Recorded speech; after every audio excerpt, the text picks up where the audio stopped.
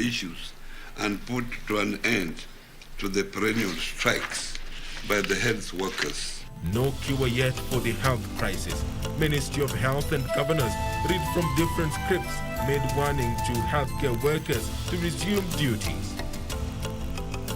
We have 123 people who have tested positive to the disease out of a sample size of nearly 5,000, that is 4,948 tested. And the pain of COVID-19, parents urged to ensure learners infected by the virus stay at home as one student tests positive for COVID-19.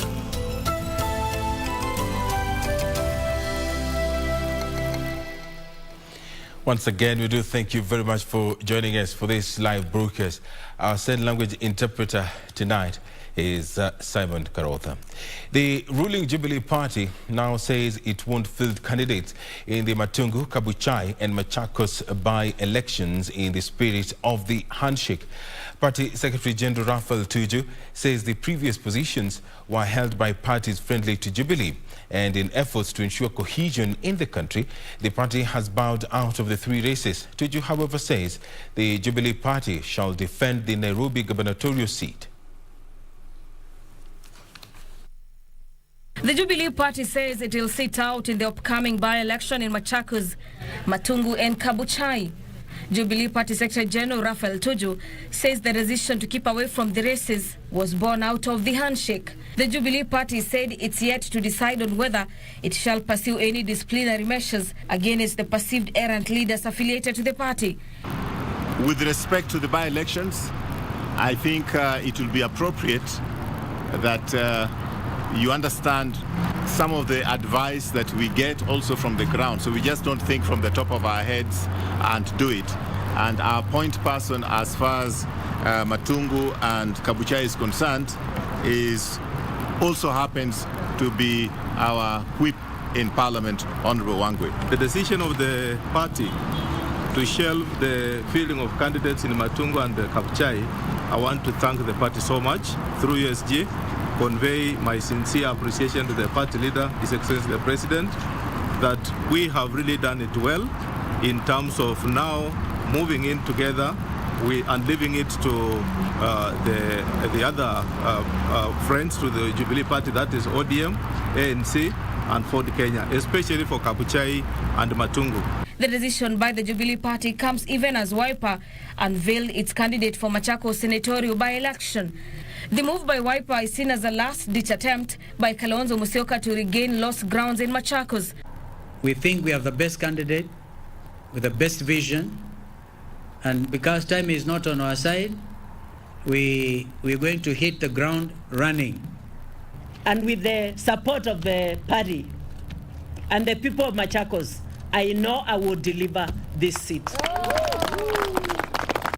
A bitter fallout between Musyoka and his former allies has led to the formation of Maendeleo Chapchap and United Democratic Alliance parties that shall both field candidates in the by-election. Nimeshangaa sana na kiongozi wa Wiper akienda kufuta mtu wa Jubilee na huko anawaletea watu wa Wiper ili ajibu Mudhama ambaye walikosana kisiasa. Hiyo ningependa kuambia Mudhama kwa heshima, tukija ni rafiki yangu, asijibu haya maneno, tutamjibia kwa vile ataka kufuruga familia za watu. Elsewhere, the United Green Movement has unveiled David Barasa Kabeti as its choice for Kabuchai constituency by-election. The party says Kabeti was picked based on inclusivity and virtues. Vijana hoye! Vijana tibim! Meanwhile, ODM leader Raila Odinga has cautioned youth against falling prey to politicians of deceit. Mtataka vijana kutoka hapa mbebe bandera ya ukombozi. Tunajua pale Kenya imetoka na pale Kenya iko. Najua pale ambayo Kenya nataka kwenda. Na pia ni safari ya kuunganisha viongozi ya vijana ya ODM na Jubilee wakuwe kitu kimoja. Ili handshake iwe handshake mashinani. Youth must decide the destiny that they want. Hatutaki mambo ya kuyumba. Leo youth ako hivi, kesho tunakuona tanga. If you are white, you are white. If you are black, you are black. Speaking when he met hundreds of youth in Nairobi, Raila urged Kenya's young generation to vet leaders on their development track record before casting their vote. For Channel 1 News, I'm Gladys Mungai. The Council of Governors maintained that it was not consulted on the return to work formula signed between the Ministry of Health and the Kenya Union of Clinical Officers on the 1st of January. This even as the Health Cabinet Secretary Mutahi Kagwe declined to confirm if indeed the counties were consulted, opting to instead say the national government is acting as an arbitrator. Yusuf Farah with details of the deepening health crisis that appears to be turning into a game of musical chairs. The long standoff between healthcare workers and governors continues, with the latest blow directed the healthcare workers' way. Council of Governors Chair Wycliffe Oparanya saying those who fail to resume work as per the law will face disciplinary action. Any health worker who absconds from duty will be dealt with in accordance with the law. No worker should expect to walk out of their jobs and then walk back. The council further faulted the healthcare workers for violating the law by failing to resume work despite court orders. The court also issued interim orders to suspend the strike in the case filed by the Ministry of Health versus Kenya Union of Clinical Officers and Kenya National Union of Nurses and Kenya National Health Professional Society and others. Healthcare Cabinet Secretary Mutahi Kagwe, on his part, said the national government was acting as a neutral arbitrator. We further note that the Kenya Union of Clinical Officers signed a return to work formula with the Ministry of Health on 1st January 2021. The Council of Governors was not consulted prior to the execution and as such has not signed the same. Out a harmonious working relationship. But we have no intention as a national government of usurping the role of the county governments as far as health management is concerned. We cannot in law go and tell a county government whether to hire or to fire any of its workers, let alone the healthcare workers. The COG pointed out COVID-19 has affected all professions, and should other professionals take the direction the healthcare workers have chosen, the economy will ground to a halt. Yusuf Farah, Channel 1 News. Let's take a look at the COVID-19 situation in Kenya. The Ministry of Health is warning parents to keep their children at home if they suspect they could be infected with COVID-19. This comes amid reports that one student is among the 123 new cases of COVID-19 reported in the country in the last 24 hours. The latest data continues to point to a one-digit positivity rate. Beatrice Kotonyang with the latest details. Barely 2 weeks after schools resumed after nearly 10 months owing to the COVID-19 pandemic, the Ministry of Health has reported one positive case among a student. Health Cabinet Secretary Mutahi Kagwe, releasing the daily figures of the prevalence rates of the virus, urged parents to monitor their children as they go to school. If you have got a positive case, then you should keep your children at home so that the health workers can come and carry out tests to ensure that you do not send your children at home to school when they have got positive, when they may be positive. That would help ensure that we do not start a spread in the schools. And as soon as we identify any cases, any positive cases, we'll essentially isolate them until they test negative. Kagwe said the virus has continued to spread among Kenyans, with 123 people testing positive from a sample size of 4,948, bringing the country's total tally to 98,555. Among those who tested positive, 111 are Kenyans, while 12 are foreigners. He said 74 are males, while 49 are females. The youngest is a 1-year-old baby, while the oldest is 85.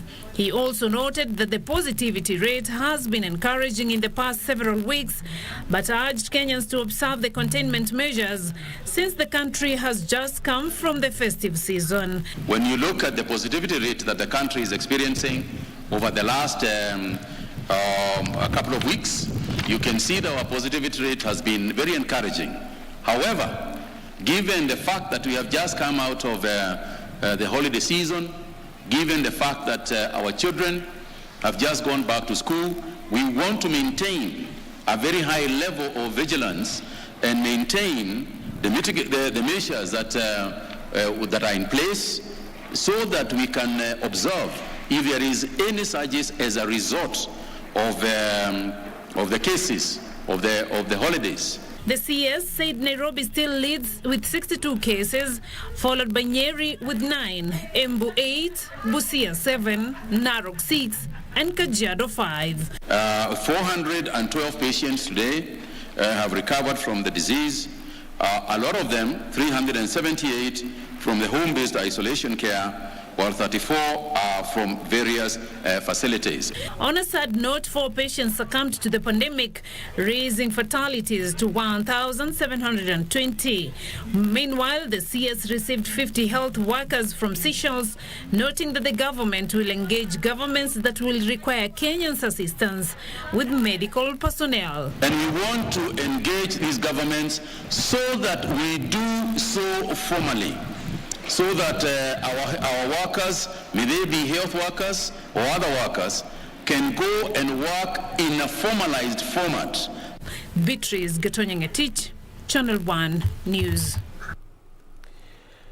A Form 3 student at a school in Kisii County accused of stabbing 2 teachers has been released on a cash bail of 50,000 shillings after denying the charges. The 17-year-old is reported to have stabbed the 2 teachers during a scuffle as he objected to the mode of punishment for lateness.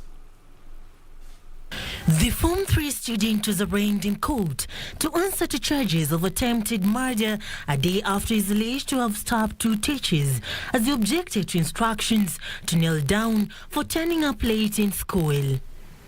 Appearing before Senior Resident Magistrate Steve Onjoro, he denied the charges of stabbing Edward Mukaya and Elvin Mato. The court granted him a cash bail of 50,000 shillings and a bond of 100,000 shillings and directed he be remanded at Manga Children's Remand Home pending a pretrial hearing on January the 27th, 2021. For Channel 1 News, I'm Serafina Robbie.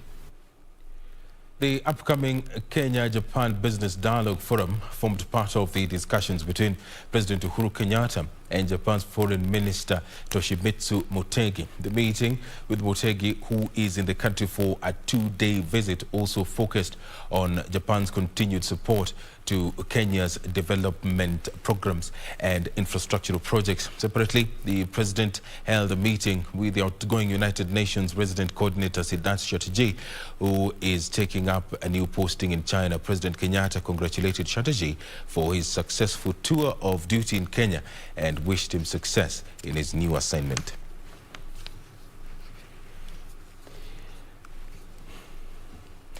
And in other matters, senior government officials came face to face with the challenges facing learners in Baringo County affected by floods, who continue to learn under trees in the harsh weather conditions. The students are also using tents as their dormitories owing to lack of funds to put up facilities despite parents donating 30 acres of land to the school.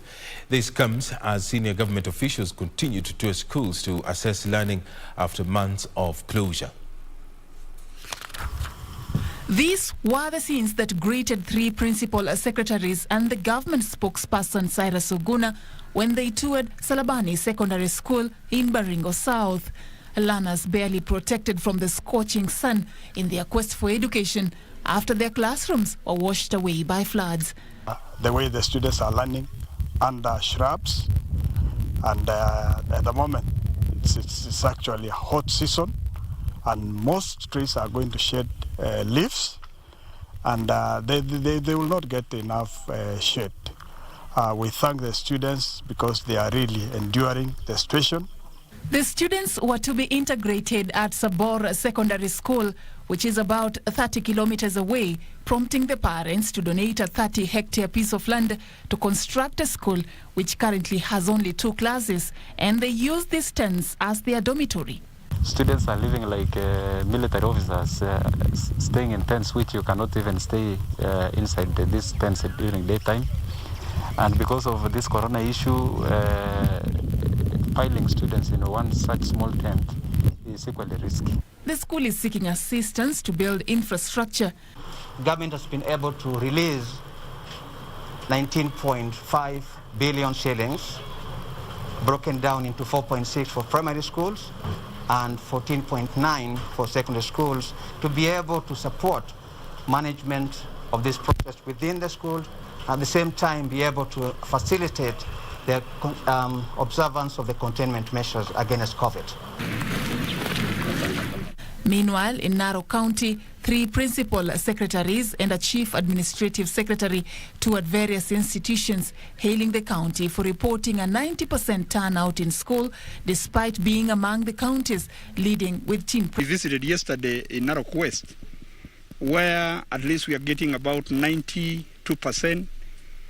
And most of those are because some of the students either left at home, and we are following that up. Our county commissioner and the team are following up those students who have not yet reported to school. Clearly, this disease has also created necessity for government now to look at infrastructure. And this is our recommendation will be that going forward, we have to reprioritize more so that we see more funds given to schools to expand the facilities. I would want to report that we have released 19 billion shillings to our schools, 14.9 billion shillings for our secondary school, and 4.6 billion shillings for our primary schools as capitation. Within this capitation, we have 15 billion shillings in the total capitation of 60 billion that we usually release to our secondary schools, 5,000 shillings per child that we set aside for maintenance and improvement of our infrastructure. Tumeridhika kwa sababu shule nyingi zimezingatia maagizo ya Wizara ya Afya kuhusu corona. Tumeona wanafunzi wengi wako na barakoa, kuna sehemu ya kuoga mikono na sabuni ama maji inayotembea. In Kirinyaga County, 98% of learners have reported back to school.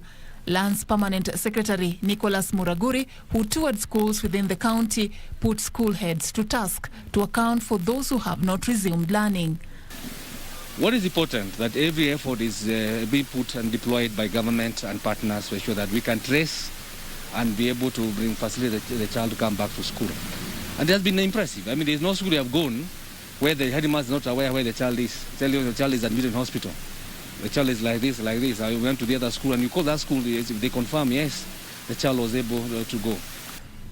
For Channel 1 News, I'm Safin Aching Oma. Retired Chief Justice David Maraga has told governors that they must play a leading role in the fight against corruption in the country. Maraga says corruption remains Kenya's biggest enemy and must be fiercely fought for the survival of dwindling economic resources. The retired Chief Justice was speaking during a luncheon organized by the Council of Governors days after he handed over the reign at the Judiciary.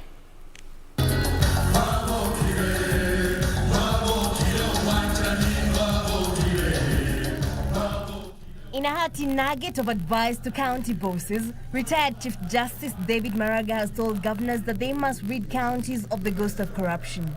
Maraga told governors that corruption remains Kenya's greatest impediment to economic prosperity.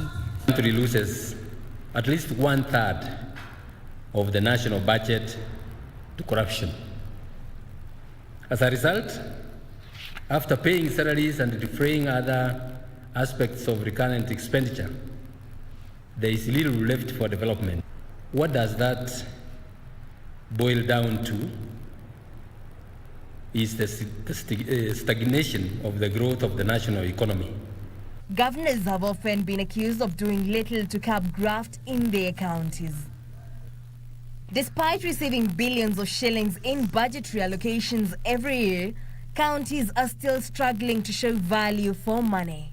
It is your responsibility to formulate appropriate implementing policies to equitably share the county resources to all parts of your various counties. Retired Chief Justice David Maraga said that Kenyans must mount a sincere crusade against corruption, even as he challenged the judiciary to double down on corrupt practices. Are the heads of the county governments charged with the responsibility of formulating policies on the proper and the equitable utilization of county resources.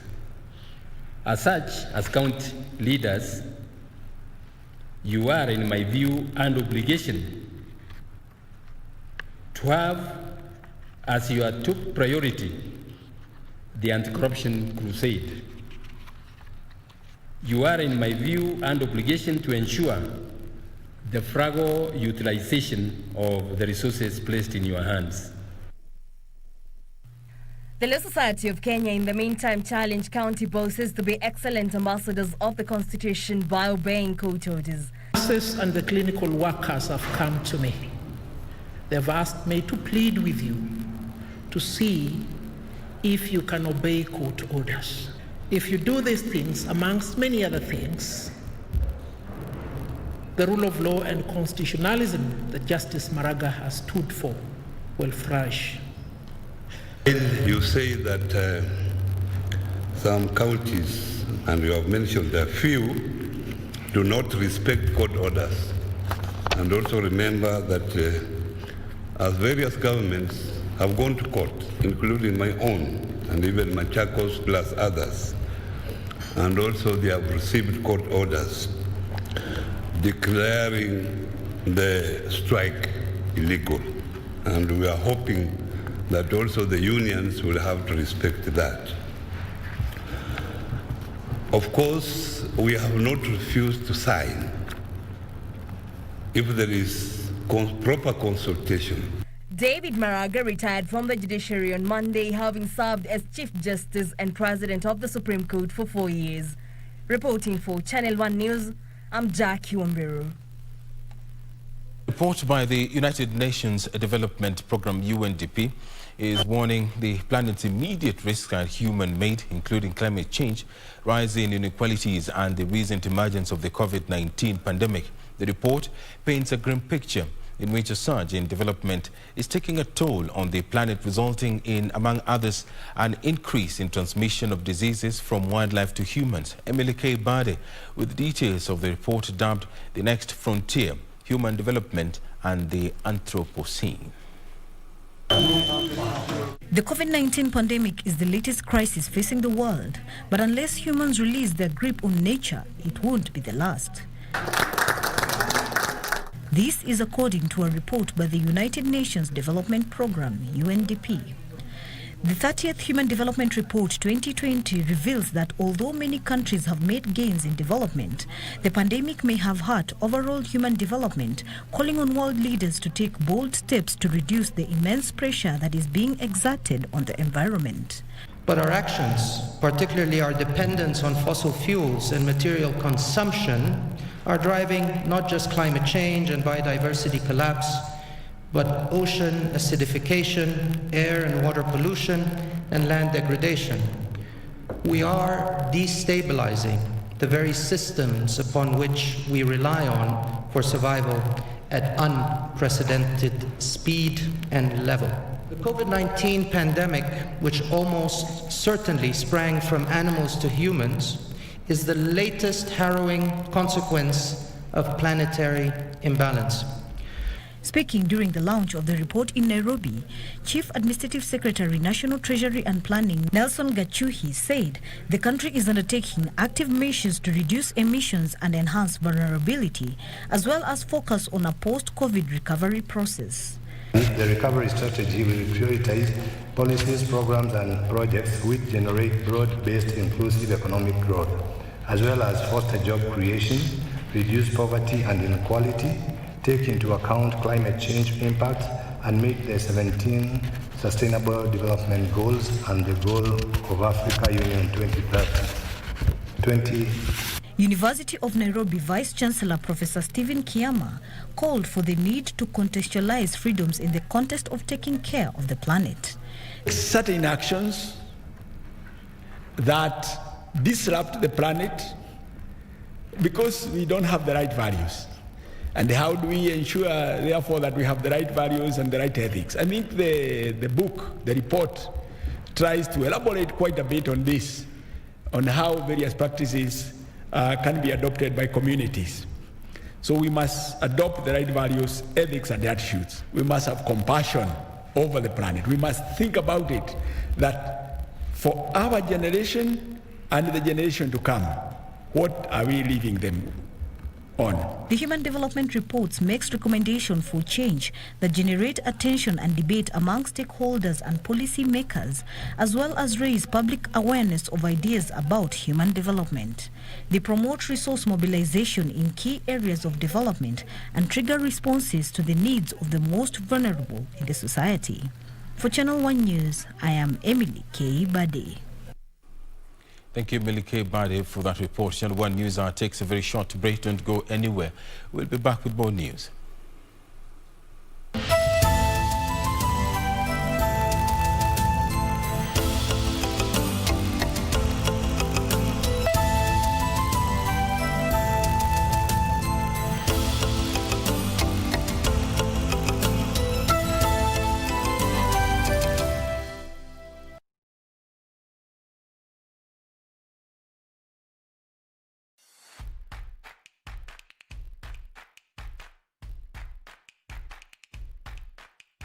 Enda pale kwa Palume. Wakenya. Kari ndio hii. Oh, sorry, kifungu ndio hii kari. Ni furaha ile niko nayo. Msichali kete. Wacha tupeane mali ya wenyewe. Ni vizuri tupe watu vitu zao. Uchukue mali yako. Wacha uchukue mali yako. Hiyo ndio shamra. Hiyo ndio shamra ya quick bid. Umeona? Umeamini? Nimeamini kabisa. Hii inaitwa nini? Hii inaitwa kifungu. Na hii inaitwa nini? Toyota Probo. Toyota Pro. Mpatie kifungu hiyo. Shika ingine. Ndio ya kuendesha. Onesha. Na wewe unaitwa nani? Naitwa Steven. Steven nani? Kahuho. Nakwambia. Uliwekelea bid ya ngapi brother? 1772 peke yake. We. Na ndio amejishindia Pro Box. Sasa hii Pro Box inakusaidia aje? Itakuwa inanisaidia kazi yangu ya kuuza matunda. Unaambia je watu wa kwenye nyumbani ambao watakuona na hii? Wote wacheze na quick bid. Ukweli. Ni ukweli. Kabisa. Sasa tufanyie vizuri. Ingia upate mizigo yako bana. Ingia utoshee ukae usikie. Inakutosha sawa? Sisi tulikwambia ni aje? Bidhaa bora kwa bei ya chini. Bidhaa bora kwenye bei ya chini. Jiunga na Quick Bid ni rahisi. Enda kwenye M-Pesa, bonyeza paybill kisha weka business number 4032353. Kwenye account weka kodi ya bidhaa unayotaka na bid yako ya chini zaidi. Kwa mfano TV 16. Kisha weka shilingi 20 tu kama idadi yako. Weka bid yako pia kwenye www.quickbid.co.ke. Kumbuka, bid ya chini zaidi ya kipekee ndio hununua. Quick Bid, bidhaa bora kwa bei ya chini.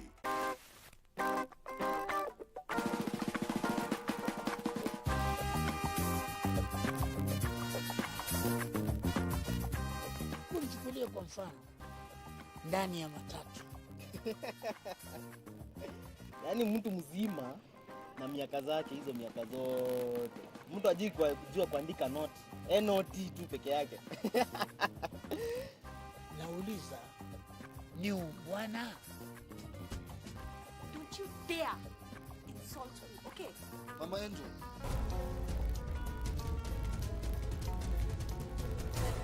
Let the dead bury. They are dead, right?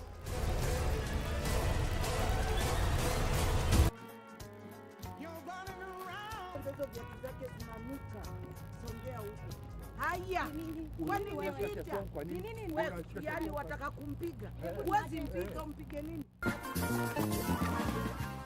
Every Saturday and Sunday, KBC rejuvenates your weekend with gospel tunes and strengthen your faith with the word.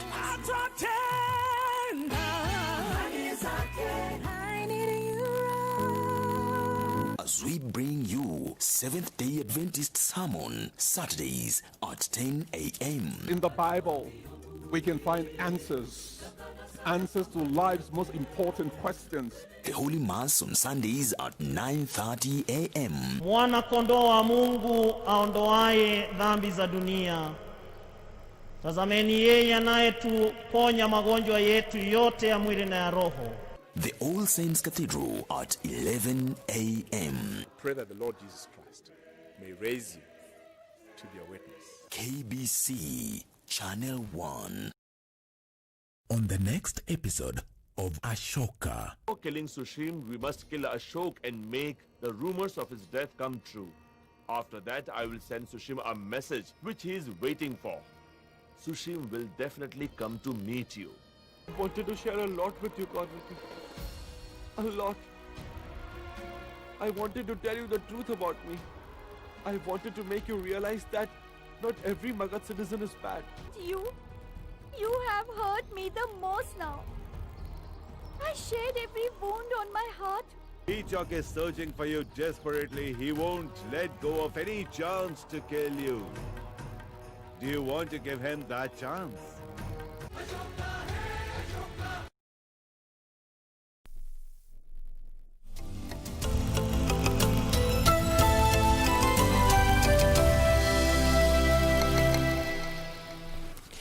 It's 1:30. Thank you very much. If you're just joining us, this is Channel 1 News Hour.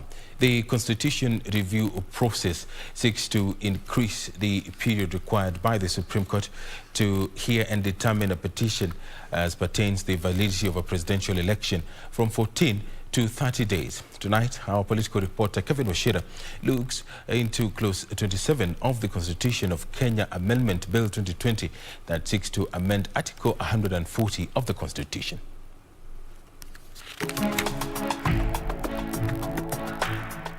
Article 140 of the Constitution of Kenya gives any person the power to petition the Supreme Court to challenge the election of the president-elect within 7 days after the date of declaration of the results of the presidential election. The Constitution gives the Supreme Court 14 days to hear and determine the petition. Proponents of the Building Bridges initiative view the 14 days given to Supreme Court as inadequate, hence the introduction of Clause 27 in the Constitution of Kenya Amendment Bill 2020. Clause 27 of the bill proposes to increase the period during which the Supreme Court is required to hear and determine the petition on validity of presidential election from 14 days to 30 days. This seeks to provide more time for the hearing and determination of any petition challenging the election of a president-elect. Kevin Washira, Channel 1 News.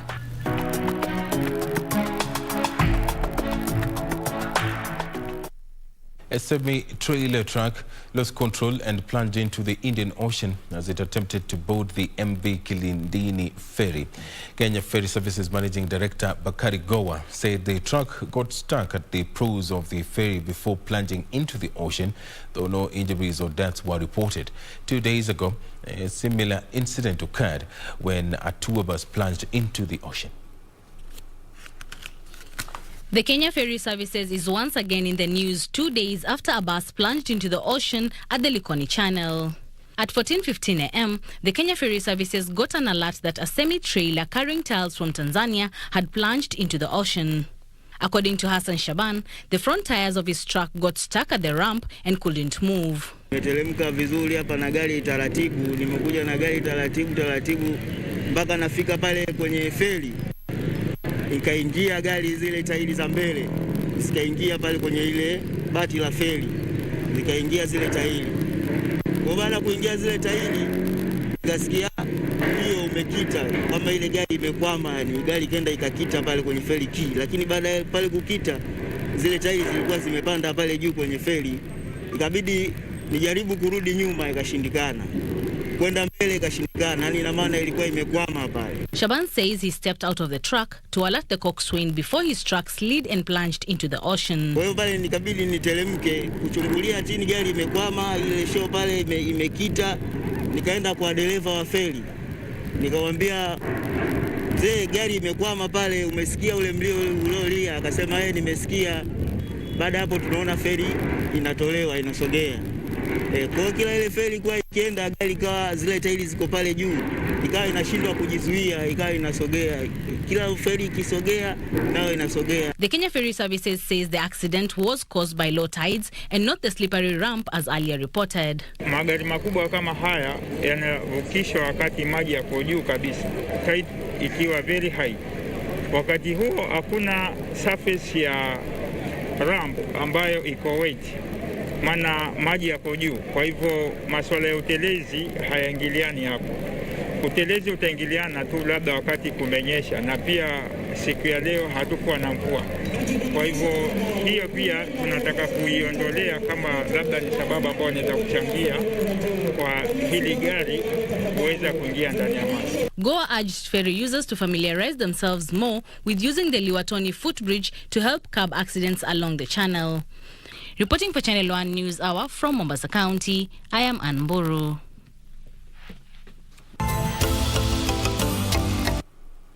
And in other matters, James Kinyanjui, the mason who was killed alongside 4 family members in Kiambu County, has been laid to rest. Kinyanjui's family has called for an expedited probe into his murder. Elsewhere, a section of leaders in Turkana County has decried the rising cases of insecurity in capital. The leaders, in calling for an end to the hostilities, challenged the government to do more in bringing lasting peace in the restive region. Friends and family of James Kinyanjui gathered at the Kiambu Cemetery to bid goodbye to the Mason days after his brutal murder. Kinyanjui was among 4 family members killed last week in Kiambu County. Tungetaka haki itendeke juu ya huyu mtoto, kwa sababu kusema kweli yeye kifo ilimkuta hivyo tu. In Kakamega County, police are investigating the death of a pastor in Ikolomani constituency. Penetena Nabwangu was found dead in his house with a punctured skull. Security wanaweza kutusaidiaje? Because hatujui nini imetendeka na huyu mama. Tumempata tu asubuhi kama amekufa. Meanwhile, a section of Turkana leaders has called for an expedited probe into the cause of the runway insecurity in Kapedo. The leaders are accusing a section of security forces operating in the region of doing little to curtail criminal elements operating in the area. The fact that no action, severe action, stiff action has been taken since Sunday up to now indicates Matiang'i team, and particularly the county commissioner team that is in Turkana, are actually in bed with militias. Elsewhere, a 37-year-old man has allegedly committed suicide in Lurambi, Kakamega County. The body of Simon Akonya was found dangling from a tree. Aliponinyonga mimi nikapika nduru, ikabidi niwache watoto nikakimbia nichiokoe juu alikuwa kama mwandazimu. Kuamkia ndio nikasikia amechoua kwa fakato ya nyuma. In Laikipia County, drama ensued at the Nanyuki Teaching and Referral Hospital mortuary when a family that came to collect the body of their loved one only to be presented with a different one. The family, which made rounds viewing the body, said they cannot bury the body of a person they do not know, demanding that they be presented with the body they had come for. Tuliangalia tuliruhusiwa tuingie, wale waliingia wakapata sio hiyo, na hata saa tena bado wale waliingia tena bado sio hiyo. Meanwhile, National Police Service Commission has called for better communication strategies in the police service to enable seamless working environment in the service. Kwa policy ambazo tumeweka kuhakikisha utendaji wa kazi wa polisi uko katikati ya zile hali ambazo zinakubaliwa, policy tulizo nazo ziko za kutosha, na tumeomba maafisa wa polisi wawe na kipimo kulingana na vile hali wanavyokabiliana nayo ilivyo. Finally, Rift Valley Regional Coordinator George Natembea has warned police officers against complicity in the sale of illicit brew in the region. Pombe inatoka Nyamira, inatoka Kisii. Hiyo pombe inapitia wapi? Ama inakuja tu? Lazima inapita kwa barabara. Na hii barabara tumekuwa na mswada wa usalama kwa hiyo barabara, sio? Tumekuwa tunajiuliza pia sisi kwamba hiyo kazi wanafanya kwa barabara ni gani? Kwa sababu sio kwa barabara, askari wanakuwa barabara kwenda kurokota pesa kwa wale ambao wanaleta pondo kwenda kuja kuua watu. Natembeya spoke days after Interior Cabinet Secretary Fred Matiang'i directed the police to double down on the manufacture and sale of illicit brew. Reporting for Channel 1, I'm Jacqueline Masharia.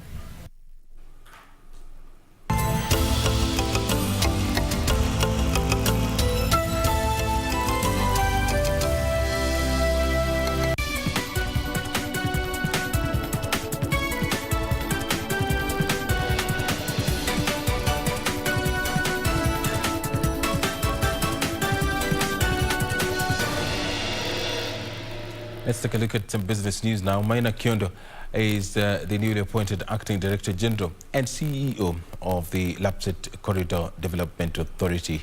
He replaces former CEO Sylvester Kasuku to become the second CEO of the authority since its inception in March 2013.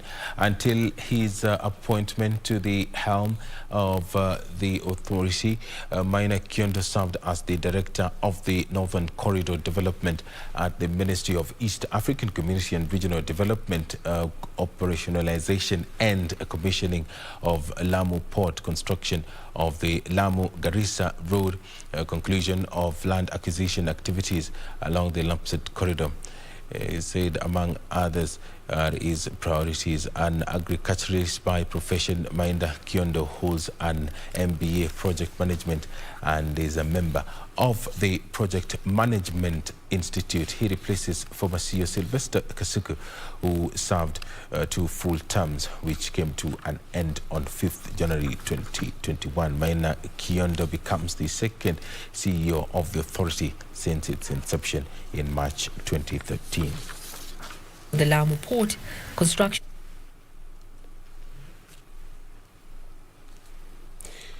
And in other matters, stakeholders in the hospitality industry are hoping for a sector comeback in the meetings, incentives, conferences and exhibitions tourism niche, as it remains the only alternative after a decline in foreign tourist arrivals due to COVID-19 pandemic. The optimism is pegged on increased meeting bookings by local and regional corporates for 2021.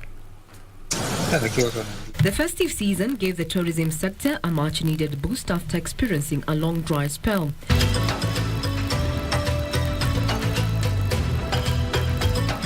However, in the first 2 weeks of 2021, the sector has recorded a decline in business attributed to the scarcity of foreign arrivals owing to prolonged restrictions resulting from COVID-19 pandemic and other competing priorities locally. This year has started off very positively, and we are optimistic that the MICE industry should do extremely well this year if we as a country and as Kenya can really try to position ourselves well within the MICE business using the Kenya National Convention Bureau. The hospitality industry players are hopeful that the MICE segment will recover after the sharp decline experienced in 2020 and the first 2 weeks of this year. The inquiries that have been received are from local and regional companies mostly. However, surprisingly, a small percentage has come in from the international corporates, which was a real big surprise. According to the chairman of the Kenyan Coast Working Group, Hasnain Nurani, before the outbreak of COVID-19 virus and the subsequent introduction of travel restrictions and social distancing guidelines, the MICE segment in Kenya presented a promising growth avenue for the industry seeking to diversify tourism offerings. Regina Manyara reporting for Channel 1 Business. Tomato farmers in Rombo Kajiado South constituency are calling on the government to reduce taxes on agrochemical products to make fertilizer available and crack the whip on those selling uncertified fertilizer and seeds. The farmers say that without these safeguards, the high cost of inputs will see them incur massive losses. The tomato fruit in Rombo Kajiado South constituency is a major income earner for farmers. In the past, a 100-kilogram box of tomatoes would fetch more than 8,000 Kenyan shillings. However, this is in sharp contrast to the current situation. Na inatukalia sana kwa maana saa zingine unapata umeng'ang'ana na shamba, umeng'ang'ana alafu ikafika mahali ukaishiwa na pesa. Kuishiwa na pesa, sasa itabidi mdudu anakula. The farmers have also stemmed their compounded woes to unscrupulous businessmen and unfair trade practices as compared to their competition across the border in Tanzania. Unakuta broker anaita tajiri kutoka Nairobi. Anamwambia njoo, nimeona nyanya za bei rahisi. Kwa mkulima fulani amelemewa na mzigo wake, kwa hivyo inatakikana tumnunulie bei. Sasa unakuta broker ndiye mtu anatoa nini? Anatoa bei na ile yale bado hamjawasiliana. Kwa upande wa soko Kenya unapata tunaumia sana. Maana unapata Kenya nyanya inawekwa sanduku inawekwa sanduku kubwa sana, na unapata sasa kuna history kama hizi gari kutoka Tanzania. Hizo gari kutoka Tanzania ndio zinaokoa sasa wakulima wa huku, kwa maana unapata wao watupi nyanya sana. They are now calling on both levels of government to come up with regulation of tomato packaging to avert exploitation of farmers. Sasa tunaomba kama government inaweza toa ile VAT iliwekwa kwa mambo ya agrochemicals. Tunaomba kama watatoa itatusaidia sana wakulima wadogo. Loitoktok is renowned for its farming activities, and it is a Kajiado food basket owing to the plenty supply of fresh water from Mount Kilimanjaro utilized in farming activities. Alanauko, Channel 1 Business.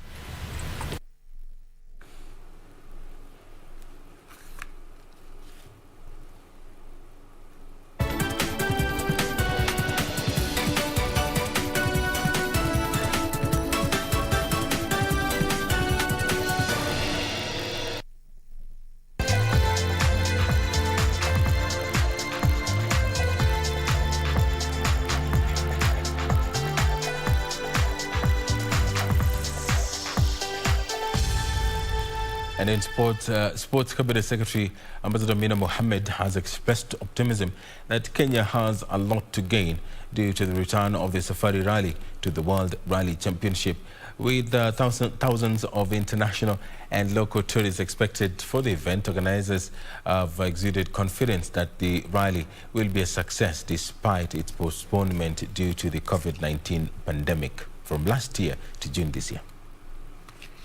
Postponement of the return of the World Rally Championship to Kenya, the Sports Ministry has reiterated the country's preparedness for the international event that is set to be held in June this year. Most of the work has been done. Some of it will be completed in very, very good time. We are hopeful that by May, 1st of May, we should be ready. And I'm looking at Phineas to nod. We should be ready with everything set. The simulations you've seen today, I indicate to you that our teams are really ready. Our safety, our security, our medical teams are ready to roll.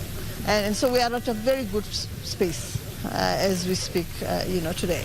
While supervising safety and medical simulations at the KWS Training Institute in Naivasha, Sports CS Amina Mohammed revealed the government has injected over 600 million shillings into preparations for the event. So we're very, very pleased with where we are, with the investment we are making, the returns that we will have, the people that will be attracted to our country, the images that we'll have from our country, the new standards that we are setting, for international motorsporting. It just shows the capacity that we have in our country, I think, the potential that we have to host many more events. And so we're all looking forward, we're all excited that this is going to happen this year and every year after that. On his part, Safari Rally CEO Phineas Kimathi said the country would be holding the Africa Rally Championship in April in order to gauge the country's preparedness. The Africa Rally Championship is going to give us a feel of our roads, a feel of our timing system, a feel of our medical and safety preparedness. Thus, we have two experts from FIA and WRC who are working with us to make sure that all the preparations are ready. And we also have an expert in communications who's advising us on exactly how to carry the message across the world. The Safari Rally is scheduled for the 24th to 27th of June and is expected to rake in 6 billion shillings. Gaspo FC were on fine form as they thrashed Zetec Sparks 5-1 in an FKF Women Premier League Round 3 match held at the Steamer Members Club. Elizabeth Wamboi broke past Zetec Sparks' defense to put Gaspo in the lead in the 7th minute, with her counterpart Cheryl Angachi maintaining the tempo with a goal in the 9th minute. A brace from Mercy Airo, either side of Zetec, consolation goal from the tuseme tu wote ni students, inakuwa ni ngumu sana sababu unajua hata wengine wamekuja tu kama wameingia na wengine walichelewa juu tulikuwa na exams, watu walikuwa wanafanya exams. So happy for the win. We really expected to have a win. Now that we've gotten a win, we're definitely out of the relegation zone. Now playing the other two matches, aiming to get back to top 3 as we're looking to get into the knockout stage of the competition.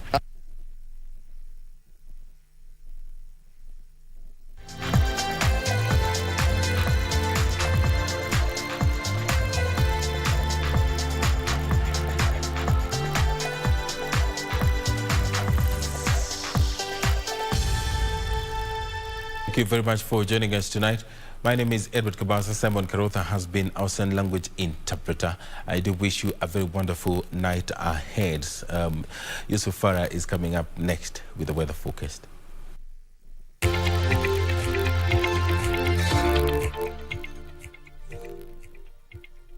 A very good evening to you and a warm welcome to Channel 1 with the updates. My name is Yusuf Farah, and tonight rainfall is expected in the western parts of the country with dry weather conditions dominating the rest of the country, and strong easterly winds of up to 25 knots are blowing over the Marsabit County.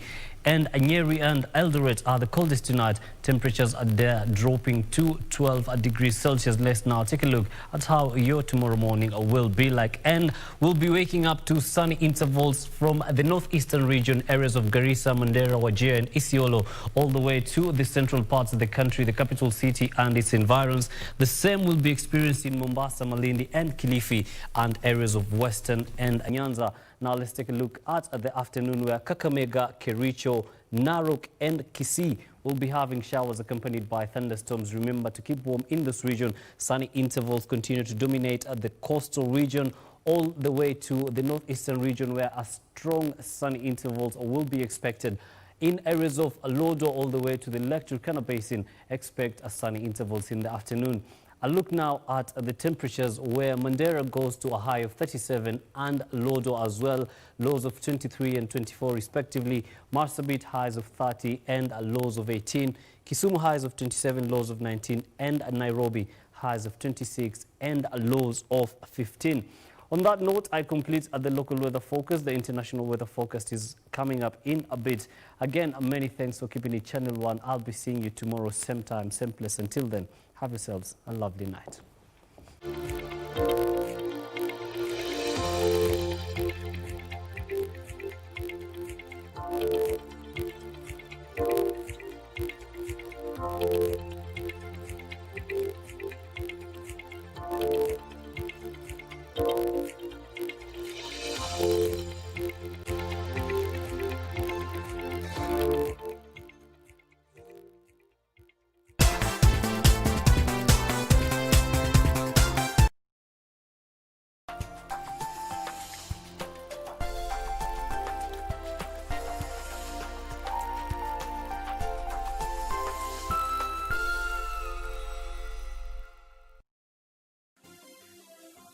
Vera Beauty College.